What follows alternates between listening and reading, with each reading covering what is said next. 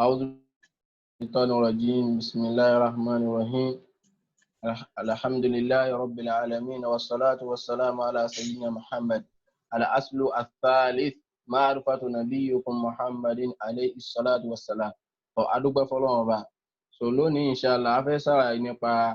معرفة نبيكم. àfààní bó ni ẹ sì máa nábì yín tí ṣe Muhammad sallallahu alaihi wasallam. وهو محمد بن عبد الله. ó kọ rẹ̀ ní Muhammad ọmọ Abdullah بن عبد المطلب ọmọ عبد المطلب بن هاشم بن ọmọ Hashim wa Hashim min Quraish. Hashim yìí ó wá láti bí kọ̀bílà Quraishi wa Quraish min al-Arabi. So àwọn kọ̀bílà Quraish nínú family nínú Lárúbáwá làwọn náà. wal Arabu min duriyat Ismail ibn Ibrahim al-Khalil. So àwọn Lárúbáwá yìí wọ́n wá láti bí family Ànábì wa Ibrahim, Ànábì Ismail tí ṣe ọmọ Ibrahim alayhi salam.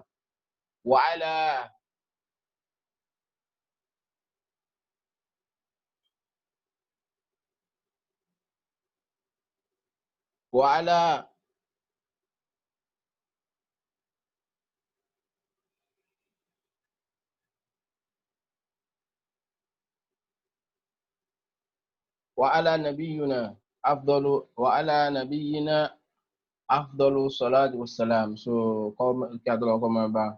وله من العمر 63 سنة. So Ànábì Muhammad, so ọjọ́ orí tó lò láyé náà ní 63.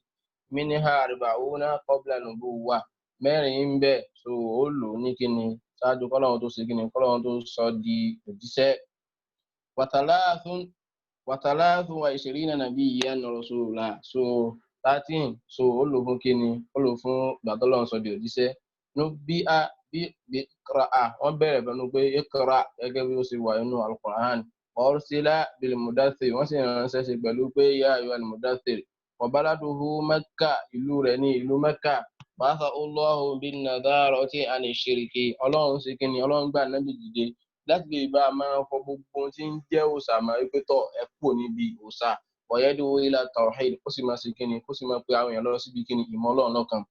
Wad-dalil, ẹ̀rí bẹ́ẹ̀ qawluhu ta'ala ní ya ayyuhal mudaththir, mo pe ìwọ tí òun ní wọ́n máa dáṣọ bò ọ́ fún dìde fa anzir kọ́ máa kìlọ̀ fáwọn èèyàn. thiyabaka wa rabbuka fakabbir, jẹ́ ẹni tí ó máa tó gbé ìtóbi fọ́lọ́run ọba rẹ̀. wa thiyabaka fatahhir, bákan náà kó sì ṣe kíni kó sì máa jẹ́ ẹni tí ó máa ṣe kíni tí ó máa táṣọ rí ó máa mọ́. war-rujza fahjur, bákan náà kó sì ṣe kíni kó sì pa gbogbo tí wọ́n ń jẹ́ òòṣà, kó sì ṣe kíni kó pa wọ́n láṣẹ kó sì kíni kó kó ń bí òòṣà. wala tamnun tastakthir, bákan náà kó sì má jẹ́ ẹni tí ó máa ṣe kíni tí ó máa pọ̀ ní kíni lórí wọn pé tẹkílífì nǹkan tí wọn bá lágbára. wali rabbika fasbir, bákan náà kó sì jẹ́ ẹni tí ó máa ṣe sùúrù lọ sọ́dọ̀ Ọlọ́run bá. wa ma'na kun fa anzir, ìtumọ̀ kun fa anzir ní yunziru ani shirk, máa jẹ́ ẹni tí ó máa kìlọ̀ fún wọn kó níbi ẹbọ ṣíṣe. wa yad'u ila tawhid, tó sì máa pè lọ síbi ìmọ̀ Ọlọ́run lọ́kan. wa rabbaka fakabbir ay azimhu bi tawhid, máa gbé Ọlọ́run ọba rẹ̀ tóbi pẹ̀lú kíni pẹ̀lú kalima tawhid ìṣe la ilaha illallah. wa thiyabaka fatahhir ay tahhir a'malaka ani shirk, gbogbo iṣẹ́ rẹ̀ tó bá ń ṣe jẹ́ kó máa mọ́ kó níbi ẹbọ. kò dá kí ẹ máa ṣe bọ ńlá afáàkà ló fi ní al-ithnatani fala taqrabuhuma abada ash-shirku billahi wal idraru fi nnasi. àfáàní al-ithnatani, nǹkan méjì kan bẹ́ẹ̀ o. fala taqrabuhuma abada, ìwọ ọmọ ìyá mi má sì jẹ́ tí ó máa ṣe kíni jẹ́ tí ó máa súnmọ́ méjèèjì ń bẹ̀rẹ̀ nígbà pé ó máa ṣe. àkọ́kọ́ ash-shirku billahi, ẹbọ ṣíṣe, ìyẹn gbọ́dọ̀ jìnnà sí ẹbọ ṣíṣe. wal idraru fi nnas, àfi kéèyàn máa ṣe kíni kéèyàn máa ní ara kéèyàn máa fi ara ní àwọn ènìyàn. bákan náà lọ́wọ́ ní war-rujza fájí ar-rujuz al-asnam, àwọn òòṣà. wahjuruha ay tarkuha wa aliha, fi òòṣà lẹ̀ àti gbogbo àwọn tí ń sin òòṣà má jẹ́ tí ó máa bá wọn ṣe. wal-bara'atu minha wa aliha, kó bọ́pá kó níbi kíni kó níbi òòṣà àtàwọn tí ń sìn. akada ala hadha 10 sinin, Ànábì gba àdéhùn mú odidi ọdún mẹ́wàá. yad'u ila tawhid, tí ń pèpè lọ sí ọbí tawhid. wa ba'da al-ashri, lẹ́yìn ìgbà tí ó lo ọdún mẹ́wàá, urija bi ila sama, so Ọlọ́run mú lọ sí sánmà tó ṣe Isra wal Mi'raj pé kó wá ṣe kíni kó wá lọ ṣe kíni kó wá lọ gba ìrun. wa furidat alayhi salawatul khams, bákan náà wọ́n ṣe kíni wọ́n wá ṣe ìrun mẹ́wàá ìrun wákàtí 5 tá ń kí wọ́n ṣe ní ọ̀ranyàn fún wasalla fi Makkata thalatha sinin Ànábì sì kọ́kọ́ kírun nínú Mẹ́kà ní odidi ọdún 3 wa ba'daha lẹ́yìn ìgbà náà umira bil hijra ila al Madina Ọlọ́run wá pa láṣẹ kó ṣe kíni kó ṣe hijra lọ sí ìlú Madina wal hijratu káwá máa ṣe hijra ìtẹ́ ń pè ní hijra ni pé ká láti ìlú kan lọ síbi kan faridatun ọ̀ranyàn ní ala hadhil umma lórí gbogbo ìjọ tí a wà ìjọ Ànábì wàhíyà ìta ń pè bẹ́ẹ̀ ni al-intiqalu min baladi shiriki ila baladi islam kákò láti bí ìlú tí wọ́n ti ń ṣe ẹbọ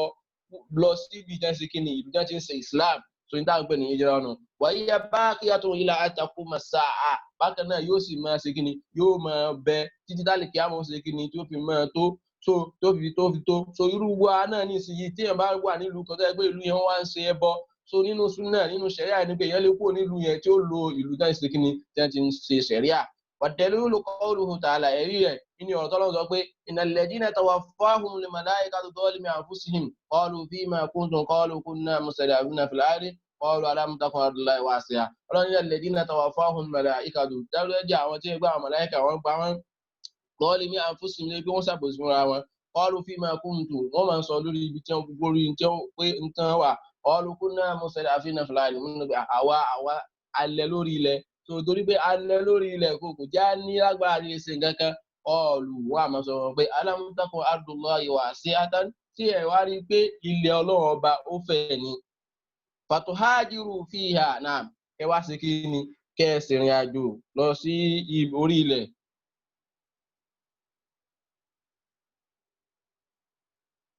fàwùláìka máa wá hùn jahannam irú àwọn ẹni bẹ́ẹ̀ yìí ti ṣe yí pé wọ́n ṣe kí ni ṣe yí pé wọ́n ń da orílẹ̀ rú ṣe yí pé wọ́n ṣe kí ni wọ́n ń ṣe ẹbọ nílùú tí wọn ò tẹ̀lé ọ̀rọ̀ Ọlọ́run bá so irú àwọn bẹ́ẹ̀ ibi tí wọ́n padà ṣẹ̀rí sí ni inú iná wàsá àtìmọ̀sí rọ̀ á ó ṣe kí ni ó sí ọ̀ fún wọn ibi tí wọ́n ṣe kí ni ibi tí wọ́n padà bá ìgbésí ayé wọn dé illa al-mustad'afina mina rijal àfàwọn tí wọ́n lẹ̀ nínú àwọn èèyàn ọkùnrin wan nisa àtobìnrin wal-wildan àwọn ọmọ yege la yastati'una hilatan tàbí pé wọn ò lágbára láti lè bá àbọ́kò níbi ètè wọn tí wọ́n ṣe wala yahtaduna sabila tí wọ́n sì mọ̀nà wa ulaika asallahu an ya'fuwa anhum Ọlọ́run ní irú àwọn ilé níbi pàápàá Ọlọ́run ṣe kí ni yóò ṣe áfù fún wọn wa kana Allahu afuwan ghafura dáadájú Ọlọ́run ọba aláforíjì ní sì máa forí ẹ̀ṣẹ̀ rẹ̀ jiyàn Qawluhu ta'ala Ọlọ́run tó sọ nínú àyà kan nínú Suratul Ankabut Ọlọ́run ya ibadiyal ladina amanu Ọlọ́run ni mo pè yín ẹrúsùn mi tẹ́ nígbàgbọ́ òru sí mi Ọlọ́run ọba inna ardi wasi'a ilẹ̀ mi tó fẹ̀ ni fa iyaya fa'budun èmi Ọlọ́run ọba ní kẹ́mẹ́ sí ní ó ní kí ẹ máa jọ́sìn fún lásọ níjọ́ ní pé níta ń pè ní al ibadatu la tajuzu illa lillah ìjọ́sìn fún kò tọ́ fẹ́ nìkan kà fọ́ Ọlọ́run ọba so faman sarafa náà amina al ibada ila ghairi llahi fa huwa mushrikun kafir gbogbo ẹni tó bá ti ṣe ìbádà kan tó wá lọ wípé tọ ìbádà tó ń ṣe yìí ò kì í sọ Ọlọ́run ń ṣe fún ìwé níbẹ̀ ó ti di kíni ó ti di ẹlẹ́bọ nìyẹn. Qala al-Baghawi àfáwà Imam Baghawi rahimahullah wọn sọ wọ́n ní sábàbù nuzul hadhihi al-aya in tó fà tí àyà ibi sẹ̀kalẹ̀ fil muslimina fáwọn mùsùlùmí alladhina fi Mẹ́kà lẹ́gbẹ̀ẹ́ àwọn tó wà ní Mẹ́kà lam yuhajiru tó wọn ṣe ìrìn àjò wọn lọ nadahumullahu bismil iman torí Ọlọ́run fi ṣe kíni ló fi pè wọ́n pẹ̀lú pé kíni pẹ̀lú pé kí wọ́n lọ jẹ́ tí ó gbàgbọ́ òdodo tó tá bá sì wo àwọn àyà tí ń sọ̀kalẹ̀ ní Mẹ́kà nígbà tá náà fi wà mẹ́ so àwọn àyà yẹn ń ṣe kíni yad'u ahla Mẹ́kà ila al-iman ń pè wọ́n lọ àwọn ará Mẹ́kà lọ sí kíni kí wọ́n máa ṣe ìgbàgbọ́ òdodo wa yatruku shirka wal asnam kí wọ́n sì gbé gbogbo ohun tá à ń pè ní ẹbọ ṣíṣe jù sílẹ̀ àti ká máa ṣe kíni ká máa ṣe òòṣà so ohun tí àyà Mẹ́kà tó ṣe kíni tó dá lé lórí jù nìyẹn náà wàdẹ̀lílù aláàlì hijira ti mìíràn sunna ẹ̀rí wá ní pé ká máa ń ṣe ìrìn àjò nínú sunna òun ni ànábì sọ pé ànábì ní látàkọ́tò lè hijira ọ̀tù ànábì ní hijira yìí o kéèyàn kò ní ìlú kèfèrí lọ sí ìlú mùsùlùmí kò ní tí kò ní pariwo hátà tàǹkọ́tò tàwọ̀bà títí tí tàwọ̀bà túbà yóò ṣe kí ni tí ó fi tán wàlá tàǹkọ́tò tàwọ̀bà tó bákan náà yìí túbà ò ní ṣe kí ni kò ní tán o hátà tàtùlọ̀ àṣàmùsù mi magribiha títí kí ni tí òun ó fi yọ níbi kíni ní magibu rẹ̀ yá ní títí tálíkì àmọ́ sí kíni tálíkì àmọ́ fi tó falamma istaqarra fil Madina bàtà nábì wà ní Madina umira bikini bibaqiyati shara'il Islam wọ́n wá pàláṣẹ gbogbo àwọn ẹ̀sìn gbogbo àwọn òfin míì so nínú ẹ̀ ní pé àgbọ̀dọ̀ máa jalè ẹni tó bá jalè Ọlọ́run ní wasariqu wasariqatu ẹni tó bá jalè lọ́kùnrin tó jalè lóbìnrin faqta'u aydiyahuma ẹgbẹ́ ọwọ́ àwọn méjèèjì irú ẹ̀ ní ìdájọ́ ṣìnà ló ti ṣe kí ni ló ti wá mislu az-zaka irú ẹ̀ náà ìdájọ́ zaka wasom àti bówó láti gbààwẹ̀ Madina ló ti bá Nábì wal hajj àtọ̀rọ̀ nípa hajj wal adhan àti pé bá afẹ́ pèrún wal jihad àti ká máa gbìyànjú lọ sójú ọ̀nà tọ́lọ́run bá wal amru bil ma'ruf àti ká máa pa àwọn èèyàn láṣẹ dáadáa wan nahyu anil munkar àti ká máa kọ̀ fáwọn èèyàn kó níbi aburú ṣe wá rí al amru bil ma'ruf yìí so nítorí ọ̀ràn èèyàn gidi ni especially lásìkò wa tá a wà yìí oríṣiríṣi nǹkan tó ti wà àwọn ẹlòmíì ọ̀rọ̀ tí ò sọ̀rọ̀ ẹ̀sìn wọ́n máa ṣe kí ni wọ́n máa sọ ní rárá ní tí ò dáa so ọ̀rọ̀ Ọlọ́run Ọba àti ọ̀rọ̀ Ànábì ṣe kìí ṣe tí gbogbo wa tá a gbọ́dọ̀ máa ṣe kí ni tá a gbọ́dọ̀ máa mú ní ìmú yẹ̀yẹ́ tó ti yé ba al-amru bil ma'ruf wa nahyu anil munkar dandan ni fún gbogbo wa mùsùlùmí ẹni tó bá ti gbọ́ bẹ́ẹ̀ nìkan sọ̀rọ̀ tí ò dáa nínú ẹ̀sìn àbó sọ̀rọ̀ tí ò sọ̀rọ̀ Ànábì ká ṣe kí ni ká ètè correct ẹni yẹn àbí ká ètè sọ tó ṣe kí ni tó jẹ́ ọ̀rọ̀ gidi náà wa ghairi dhalika àti àwọn míì min shara'il islam nínú àwọn òfin tí islam tó mú wá akhadha ala hadha 10 sinin Ànábì ṣe kí ni ó mú eléyìí lójú odidi ọdún 10 wa ba'daha lẹ́yìn ìgbà náà wufiya Ànábì wá kú salawatullahi wa salamuhu alayhi ọlọ́ngbẹ̀mí ọ̀kọ́lọ́mùsà bá ní kẹ́ wa dinuhu bakin ẹ̀sìn tá Ànábì sí mú wá ń sẹ́kù ní títí dá kíámà òbí tó wa hadha dinuhu iná ní ẹ̀sìn rẹ̀ la khayra illa dalla al-umma alayhi kò sí dáadáa kan àbí ṣe yí gbé Ànábì ṣe kí ni ó ti tọ́ àwa ìjọ yìí ó ti ṣe kí ni ó ti tọ́ wa sọ́nà wala sharran kò sì sí aburú kan illa haddaraha minhu Ànábì ti kìlọ̀ fún wa kó níbi aburú pé ká jìnà sí wal khayru alladhi dallaha alayhi dáadáa tá Ànábì tó sì tọ́ka fún wa pé ká máa ṣe at-tawhid òun náà ni tawhid ìmọ̀lọ́run lọ́kan níta ń gbé ní tawhid òun náà ni ifradullahi bil ibadah ká mọ̀ pé Ọlọ́run Ọba nìkan ńlá mọ̀ sí kí ni ńlá mọ̀ jọ́sìn fún wa jami'u ma yuhibbuhu Allahu wa yardahu àti gbogbo nǹkan tí Ọlọ́run Ọba tó fẹ́ràn àti tọ́lọ́run Ọba sí kí ni tó yọ́nú sí wa shari' bákan náà wa sharru ẹ̀ wá rí aburú alladhi haddaraha minhu tá Ànábì tó sí kí ni tó kọ̀ fún wa tó kìlọ̀ fún wa níbẹ̀ àṣírìkù òun náà ni ẹbọ ṣíṣe wa jami'u ma yakrahuhu Allahu àti gbogbo nǹkan tí Ọlọ́run Ọba tó kọ̀ tó ní a gbọ́dọ̀ ṣe wa yabahu àti tó kọ̀ Allahu ila nasi kaffatan Ọlọ́run náà Ànábì sí gbogbo àwọn èèyàn pátápátá yẹn waftarada ta'atahu ala jami'i thaqalayn Ọlọ́run sì ṣe kí ni ó sì ṣe gbé máa tẹ̀lé Ànábì Ọlọ́run sì ní ọ̀ràn yẹn fún gbogbo èèyàn jami'u thaqalayn àti èèyàn àtàlùjẹ̀nú àti àwọn èèyàn so ìní ó ti kó sínú al-jinnu wal-ins wad-dalil ẹ̀rí ni qawluhu ta'ala Ọlọ́run ní kul ya ayyuhan nas wa Ànábì máa sọ fáwọn èèyàn inni rasulullahi ilaykum èmi mo jẹ́ òjíṣẹ́ tí Ọlọ́run sì kíni tọ́lọ́run rán sí yín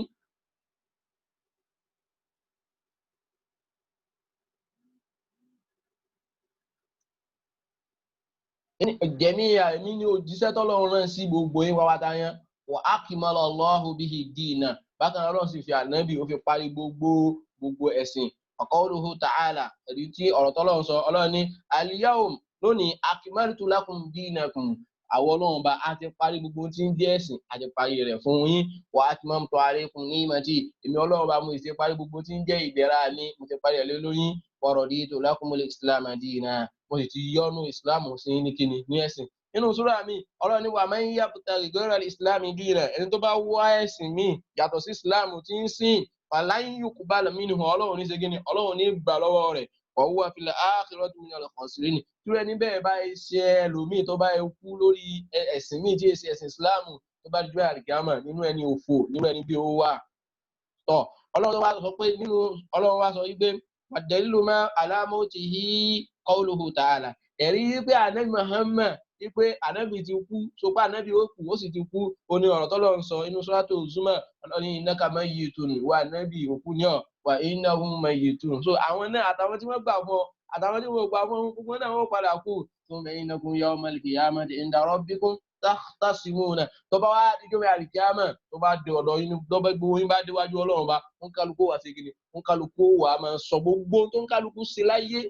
nínú àyà kan Ọlọ́run ní wa kullal insani Ọlọ́run ní gbogbo ọmọ ènìyàn alzamunahu ta'irahu fi unukihi gbogbo iṣẹ́ tó ń kálukú ṣe láyé tó bá dálì kíyámà wọ́n ṣe kíni wọ́n gbé bọ̀ lọ́rùn wa nukhriju lahu yawmal qiyamati kitaban yalqahu manshura so wọ́n á gbé oníkálukú wa wọ́n á gbé wa bọ̀ lálìkíyámà tí wọ́n ti kíkọ́ wa lọ́rùn wọ́n á mú wa jáde wọ́n á máa sọ fún oníkálukú pé iqra kitabaka kafa binafsika al-yawma alayka hasiba ó tó ìwọ náà máa kátìrà rẹ̀ ó tó fún kí wọn náà sì kíni kó o sì sùúrù rẹ̀ fúnra rẹ̀ rọ̀ní inda rabbikum takhtasimun tó bá gbogbo oníkálukú yìí ẹwà máa jà wájú ọ̀rọ̀ ni yàrá oníkálukú ó máa sọ kíni oníkálukú ó máa ìṣirò oníkálukú tó bá dàlí kíyámà oníkálukú ó máa ṣe kíni yóò máa ṣe wan nasu idha matu tí àwọn èèyàn bá wá kú yorùbá athun kándọ́ nígbàgbọ́ pé ọlọ́run ó gbé wa dìde wà dalilu qawluhu ta'ala ẹ̀rí ẹ̀ ní ọlọ́run ní minha khalaqnakum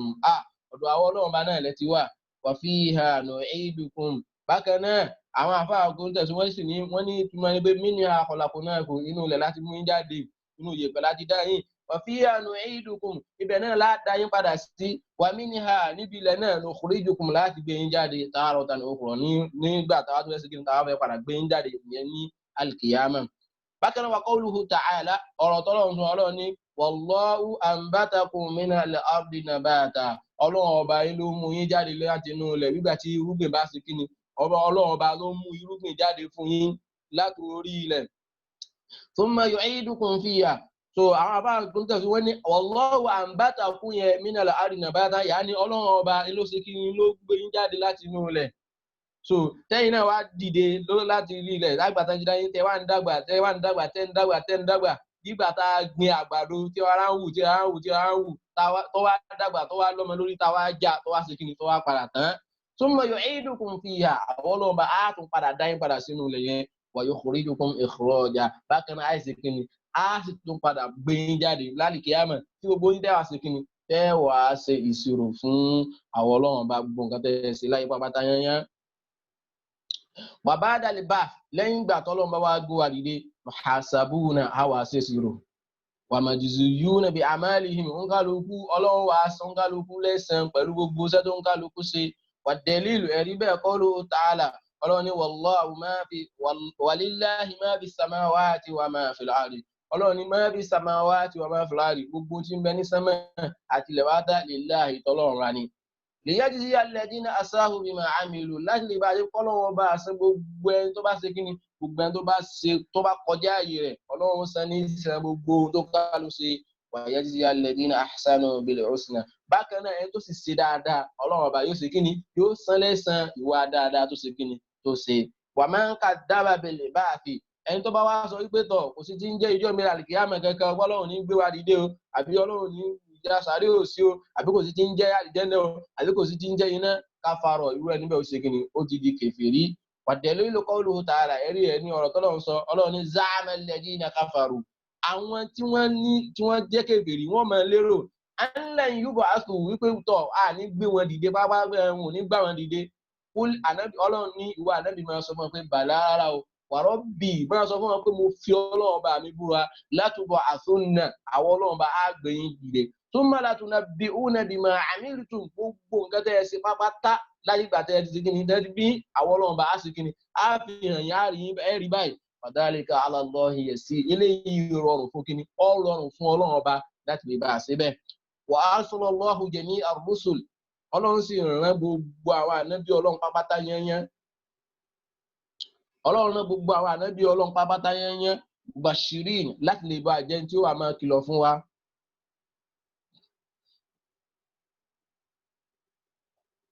mubashirin láti jẹ́ tí ó máa kìlọ̀ fún wa wa mundhirina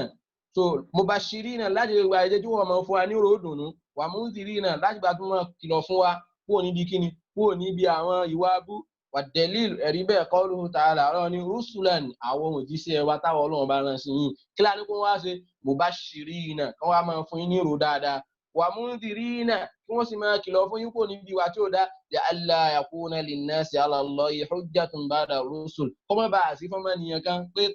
pé àwọn ọlọ́run bá rán òjíṣẹ́ sí o lẹ́yìn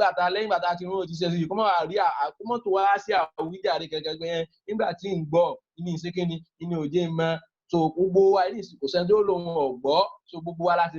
mọ̀ pé ọlọ́run òjíṣẹ́ wa kí ni gọ́ọ̀sì sì wá sí kí wọ́n á máa tọ́ wa sọ́nà sójú ọ̀nà Islam wa awwaluhum àkọ́kọ́ àwọn òjíṣẹ́ tọ́lọ́run kọ́kọ́ wá rán Nuhu alayhi salam náà ni ànábì wa Nuhu wa akhiruhum ẹni tó láti wọn Muhammad sallallahu alaihi wasallam náà ni ànábì wa Muhammad wa huwa khatamun nabiyyin ànábì náà ló parí gbogbo àwọn ànábì Ọlọ́run wá dá wa dalilu ala anna awwalahum Nuhu ẹ̀rí tí Ọlọ́run sọ náà Al-Qur'ani yìí pé tọ̀ àkọ́kọ́ ànábì tọ́lọ́run náà ní kíni ànábì Nuhu qawluhu ta'ala Ọlọ́run ní inna awhayna ilayka àwọn Ọlọ́run ọba àwa la mú kíni la mú revelation wá fún wa nábì pé kó máa ṣe kíni kó máa kà kó máa ṣàlàyé fáwọn èèyàn kama awhayna ila Nuhin ẹyẹ báwọn Ọlọ́run bá ṣe ní sí kíni bá ṣe ní sí ànábì Nuhu tá a sọ di òjíṣẹ́ wan nabiyyina min ba'di àti àwọn ànábì Ọlọ́run tẹ́ ṣe kíni tí wọ́n tún ti wá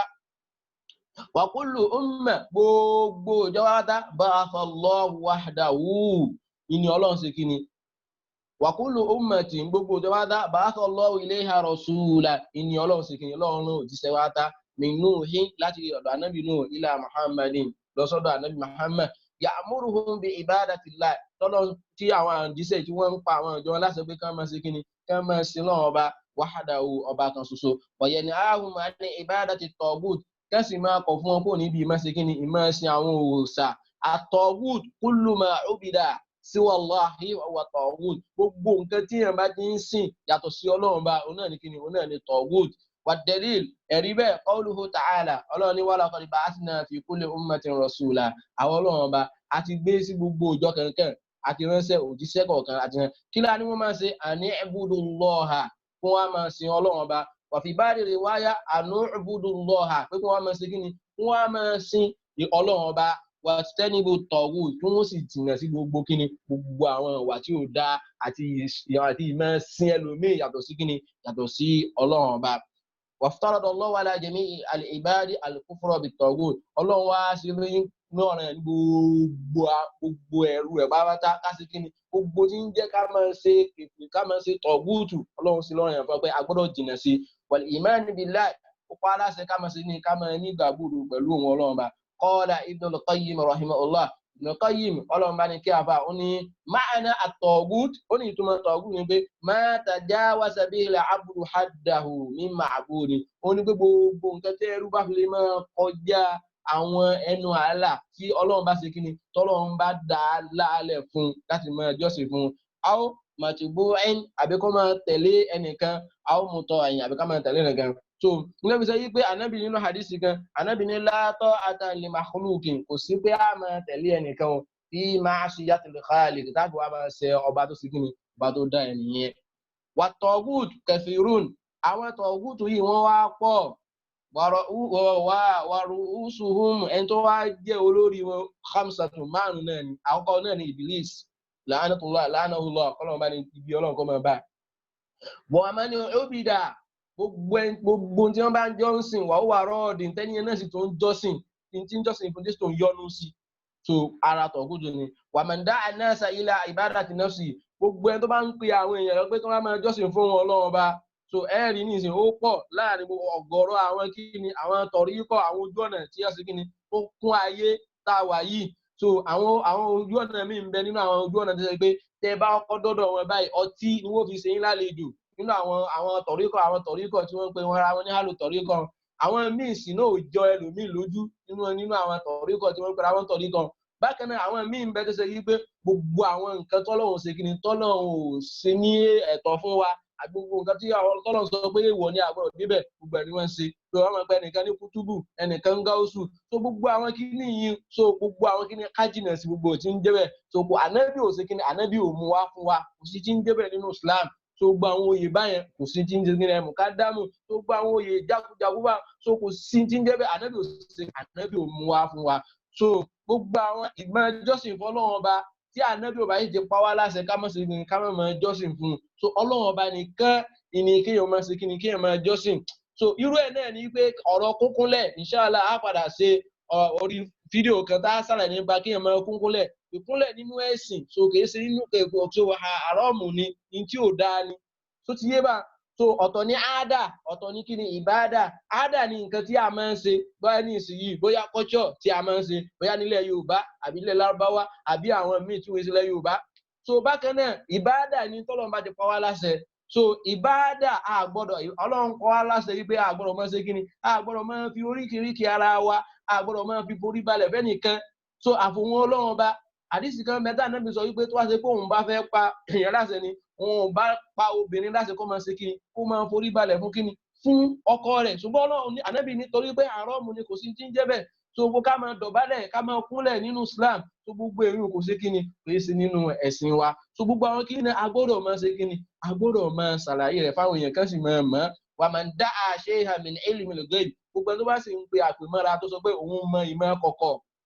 so èyí náà ó pọ̀ láàrin wa so ní àdúgbò ní tẹ́lómi máa sọ wípé òun mọ ìmọ̀ kọ̀kọ̀ so wọ́n máa wo yẹ̀pẹ̀ wọ́n máa wo yẹ̀rìn wọ́n máa wo hisabu pé ẹnìkan so tó bá fẹ́ ẹnìkan so ìràwọ̀ wọn nǹkan ṣé ìwọ Ọlọ́run kó ráwọ̀ ìwọ Ọlọ́run kó lé lọ́wọ́ ni so gbogbo àwọn kíní so haramu ní tí ò dáa ni nínú Islam Ànábì sọ wípé ẹni tó bá lọ bá káhínà ẹni tó bá lọ bá ẹni tí bá máa pidán àbẹ tí bá máa ń wọṣẹ́ fasọdákọ̀hù irú ẹni bẹ́ẹ̀ wá ṣe kíni irú ẹni bẹ́ẹ̀ náà bá tó wá ṣe kíni tó wá gbàgbọ́ ọwọ́ káàfin irú ẹni bẹ́ẹ̀ ó ti di kèfèrí so gbogbo àwọn kíní nǹkan a máa sọ wípé ẹni tó bá dọ̀la kíní kan ó ṣe kíní kan ẹni tí ẹnìkan bá fẹ́ ẹnìkan kádàrá wọn ò bára mu so gbogbo àwọn nínú ẹ̀sìn wa la ya'lamul ghaiba illa Allah so kò sẹ́ni tó mọ ìmọ̀ kọ̀ọ̀kan àfi Ọlọ́run ọba gbogbo ẹni tó bá ti ń pe ìmọ̀ ẹ̀gọ́ ìbí fúnra ẹgbẹ́ òun mọ nǹkan tí ó ṣẹlẹ̀ lọ́la ẹni pé tóun bá ṣe kíní kan so yóò rí bẹ́ẹ̀ lọ́la so gbogbo yẹn agbọ́dọ̀ ti rí àmọ̀ ìpínlẹ̀ ẹ̀ níbẹ̀ ọ̀gùtù ní irú àti ìwà kẹfẹ́ ni wà man hakama bi ghayri ma anzala Allah gbogbo ẹni tó bá dájọ́ pẹ̀lú tí Ọlọ́run ò sọ̀kalẹ̀ nínú Al-Qur'an so irú ẹni bẹ́ẹ̀ ó ti di kẹfẹ́ rí ni so yẹ orílẹ̀ irú kẹ́límà yìí àyà mẹ́ta lódìdí wà nínú suratu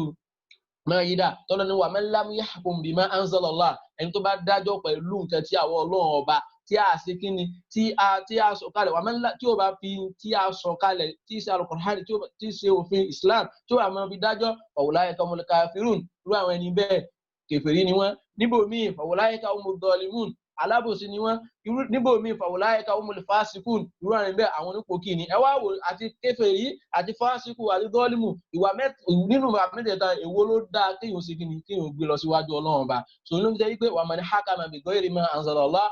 wà káàfin gbogbo ẹni tó bá ti ṣe ìdájọ́ lọ síbi tí ẹgbẹ́ Ọlọ́run ọba ṣe kíni kì í ṣe Ọlọ́run ọba ló ṣe so irú ẹni bẹ́ẹ̀ ó ti di kíni ó ti di kèfèrí ó ti di tọ́gùtù so gbogbo kíni agbọ́dọ̀ ṣe kíni agbọ́dọ̀ jìnnà sí pápátá bàtà ká jìnnà sí ká máa ṣe kíni ká máa wo fá àbí ká máa sọ pé wọ́n wo yẹ̀pẹ̀ àbí wọ́n tẹ yẹn rìn so gbogbo àwọn àfáà tó ń bá ń ṣerú rẹ̀ ẹ jẹ́ á jìnnà sí gbogbo wọn kò dáa nínú Islam kìí ṣe kíni kìí ṣe ojú ọ̀nà tí Ànábì ṣe kíni tá Ànábì ṣe kíni tó ṣàlàyé fún wa wà delil ẹ̀rí kọlù ta ọlọ́ni la ikraha fid-din ọlọ́ni kò sí kíyàn máa jalè nípa nínú ẹ̀sìn yìí o ọ̀tàbáyánà rúṣùlù minal ghayy àlàyé ojú ọ̀nà dáadáa ó ti hàn kúrò níbi ọ̀nà tí ò dáa faman yakfuru bit-taghut ẹni tó bá ṣe kíni tó bá sọ wípé gbogbo àwọn tọ́gùtù yìí kíni tọ́gùtù àkọ́kọ́ ìbílísì ní bàbá àdìsọ ẹlẹ́ẹ̀kejì mọ̀nà òbídà ọ̀wárọ̀ ni ẹni tí máa ń jọ́sìn fún kankan tó sì ń yọnu sí ti jọ́sìn pé igi ni ó fún un lọ́mọ àbí ṣéwù kan tó ń bá ti lọ ọ̀dọ̀ ṣéwù ni ó fún un lọ́mọ àbí ṣéwù ni ó jẹ́ kí ní ó bí àbùkátà òun pàmòdá an-nasa ila ibadati nafsi àti gbogbo àwọn jẹ́ máa ń pe àwọn èèyàn wípé kán wá máa sin àwọn tó gbogbo àwọn èèyàn náà agbọ́dọ̀ jìnnà sí ọmọ ẹgbẹ́ ń sin bọ̀ ẹ́ sì sí ẹgbẹ́ ilé bó ṣe wáyé ní ìsinyìí ọdún mẹ́rin títí ń sin wà ní so gbogbo àwọn jagunjagun bá ń kò sí tí ń jẹ́ bẹ̀rẹ̀ nínú Islam wà mọ̀ndá àṣeyà min ilmi al-ghaib gbogbo ẹni tí bá ń pe ìmọ̀ kọ̀kọ̀ mọ́ra rẹ̀ nígbà òun woṣẹ́ ẹlòmíì wọ́n tó lọ ọ̀dọ̀ ẹ̀ wọ́n sọ pé ẹbùdó òun fẹ́ lọ ilé ọkọ àbúrò fẹ́ yàwó ẹ dákun ẹ bá ń wo ìyàwó ẹ bá ń wo ọkọ òun ẹ bá ń wo obìnrin yìí àbí ẹ bá ń wo ọ̀bọ yìí ṣé ìràwọ̀ àwọn sí yóò ṣe kíni ṣé yóò bára wọn mu so dídíríntì náà wà bọ́nu yèpẹ̀ yá máa tẹ̀ yá máa ṣe so gbogbo àwọn kíní yẹn nọ́nsẹ́ǹsì ni Ọlọ́run ò ṣàlàyé rẹ̀ fún wa Ànábì ò ṣe kíni Ànábì ò ṣe fún wa àwọn sọ̀hábì wọn ò ṣe fún wa so àwọn àfẹ́sìn tí ń jẹ́ àwọn sálàfù sọ́ọ̀lì àwọn sọ̀hábì àwọn tábì so àárí àkọọ́lẹ̀ fún nọ́nsẹ́ǹsì ni kò sí tí ń jẹ́ bẹ́ẹ̀ nínú kíni nínú Islam a gbọ́dọ̀ jìnnà sí wa yu'minu billahi tó sì gba Ọlọ́run ọba gbọ́ faqad istamsaka bil urwatil wuthqa irú ẹni bẹ́ẹ̀ ó ti gbá kíni ojú ọ̀nà tó mú àlẹ́ urwatil wuthqa àwọn àfáà wọn ní kíni wọ́n ní la ilaha illallah iná ní kẹ́límà la ilaha illallah àlọ́wọ́dù ń sọ àwọn kan sọ pé náà ni àdínù náà ni ẹ̀sìn Islam àwọn kan sọ pé òun náà ni sunna nabi àwọn kan náà ni sharia tó gbogbo ẹ̀ náà ìtumọ̀ kan náà ni láǹfi sọ́ọ́mọ láha kò sí bóyá agojago wallahu sami'un alim Ọlọ́run ọba sami'un ni ọba tí ń gbọ́ gbogbo nǹkan tó ń kálukú ń sọ ni alimu tó sì mọ tó ń kálukú ń ṣe àtẹn tó gbọ́ Ọlọ́run bá gbọ́ àtẹ̀jẹ́ yìí gbé ọ̀pá jẹ́ gbé ń parọ́ fáwọn èèyàn ní gbangba àti tí ń parọ́ fáwọn èèyàn ní kọ̀kọ̀ ọlọ́run ṣe kí ni ọlọ́run mọ gbogbo ẹ̀ yóò sì san kálukú lẹ́san gbogbo tó ń kálukú ṣe wàhádà ó wà máa nà la ilaha illallah eléyìí náà ní ìtumọ̀ kẹ́límà la ilaha illallah tá a ti ń sọ fún alátijọ́ yìí la ilaha kò sí ọba kan la ilaha ma'budin bihaqqin kò sí ọba kan tá a máa jọ́sìn fún pẹ̀lú òdodo illallahu àbíkíni àfi ọlọ́run ọba kan ṣoṣo so láti sọ pé gbogbo èèyàn pátápátá yẹn agbọ́nbọ̀ mọ̀ pé ọlọ́run ọba iná ọba tí yẹn máa jọ́sìn tawhan wa karahan ọ̀fẹ́ ọkọ̀ ọlọ́run ọba lọ gbọ́dọ̀ máa jọ́sìn fún ọ gbọ́dọ̀ máa sin òkúta ọ gbọ́dọ̀ náà ṣéwù kan lọ wá ń sìn àbí kíni àbí mukadamu kan àbí kútùbù kan àbí gáúsù kan tó gbogbo àwọn kíní agbọ́dọ̀ jẹ́ sí àbí àfà kan wá wo ṣẹ́ fún ọ so wọn náà wá ń gbàgbọ́ so gbogbo àwọn nọ́ńsẹ̀nsì yẹn so kò sí ti ń jẹ́ bẹ́ẹ̀ nínú Islam ẹ̀jẹ̀ á sì kíni ẹ̀jẹ̀ á jìnà sí wàfílẹ̀ hadith nínú hadith Ànábì ní rasul amri olórí gbogbo wáwátá al-Islam náà ní Islam wà àmúdùhù òpó rẹ̀ as-salatu òpó ẹ̀sùn òun náà ní kíni òun náà ní ìrun kíkí fàdúrówá tó sànáàmì yìí tí ó wà gbé gíyàn tí ó jẹ́ kéèyàn dé góńgórí rẹ̀ al-jihadu fi sabilillah òun náà ní kí ẹ máa gbìyànjú lọ sójú ọ̀nà tọ́lọ́run al-jihadu fi sabilillah sì ni kò sí tí yóò lè gbìyànjú lọ sójú Ọlọ́run ó lè fi kíni owó gbìyànjú Ọlọ́run ó lè fi kíni ó lè fi ìmọ̀ gbìyànjú lójú Ọlọ́run so as-salat irun kíkí agbọ́dọ̀ máa kírun lásìkò rẹ̀ Ànábì ní al-farqu baynana àdéhùn tó wà láàrin wa baynahum àtàwọn tí wọ́n ṣe mùsùlùmí òun náà ní kíni as-salat òun náà ní irun kíkí faman kafara ẹni tó bá ṣe kíni ẹni tó bá faman taraka as-salata ẹni tó bá ti gbèrò rù sílẹ̀ faqad kafara irú ẹni bẹ́ẹ̀ ṣe kíni ó ti di kèfèrí.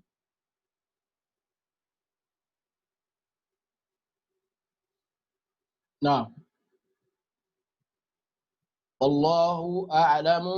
tamadi usulu thalatha so pẹ̀lú ògbọ́lọ́ tíra yìí asikini ó ti parí lólè alhamdulillah rabbil alamin so adúgbẹ́ fọ́lọ́run ọba tó jẹ́ ká bẹ̀rẹ̀ níbẹ̀rẹ̀ tí àìsíkini ta ìṣe parí pẹ̀lú ògbọ́lọ́ tíra mi ti á mú fún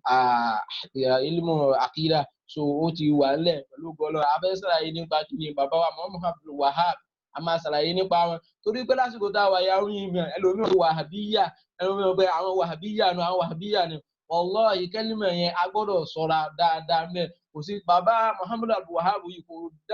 kò dá mọ́níàjù kankan kalẹ̀ tó ṣe kí n tó wá sọ ní wàhábíyà so àwọn èèyàn àwọn tí wọ́n jẹ́ ọ̀tá rẹ̀ àwọn ni wọ́n ṣe kí ni àwọn ni wọ́n gbé kẹ́límà yẹn tí wọ́n gbé wá pẹ̀lú ògùn Ọlọ́run inshallah a sì kí ni a padà ṣàlàyé man huwa Sheikh Muhammad ibn Abdul Wahhab inshallah wassalamu alaikum wa rahmatullahi wa barakatuhu.